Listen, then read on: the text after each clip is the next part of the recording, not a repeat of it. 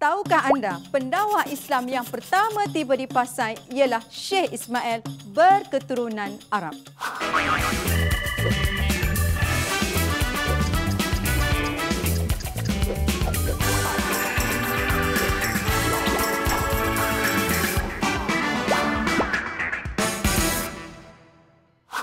Selamat kembali ke SPM Top Tutor Sejarah. Dalam episod kali ini, kita akan mengkaji faktor-faktor penyebaran Islam di Asia Tenggara. Topik ini merupakan soalan yang popular dalam peperiksaan, jadi para pelajar tumpukan pada topik ini. Antara perkara penting yang perlu diberi keutamaan ialah perdagangan, perkahwinan siasah dan perkahwinan biasa, peranan pendakwa, mubalik dan ulama. Berikut ialah faktor-faktor yang dikaitkan dengan penyebaran Islam di Asia Tenggara.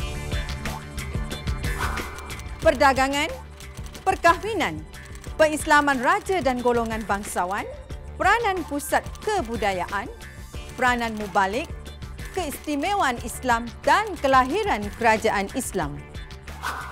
Perhatikan soalan-soalan berikut. Huraikan 3 cara bagaimana faktor perdagangan menyebabkan Islam berkembang di Asia Tenggara.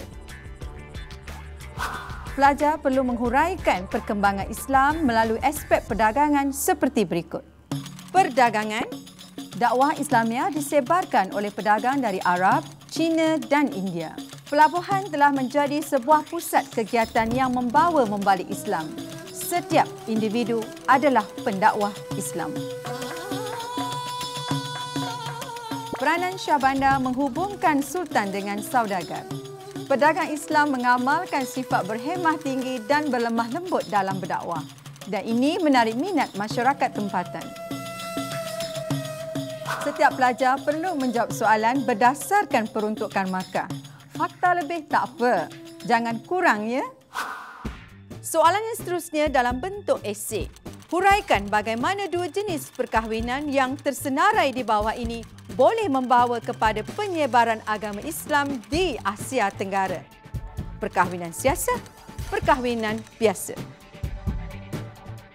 Apabila membincangkan soalan ini, para pelajar perlu menghuraikan 2 jenis perkahwinan berikut. Yang pertama, perkahwinan siasah. Perkahwinan siasah berlaku dalam kalangan kerabat diraja.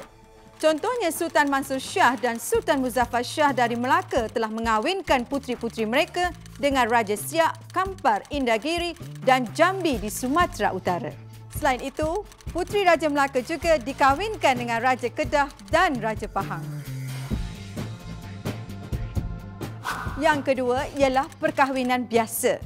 Perkahwinan ini berlaku antara pedagang dari Arab atau India dengan penduduk tempatan. Islam juga tersebar apabila ada kalangan ahli keluarga mereka berkahwin dengan golongan pedagang Islam.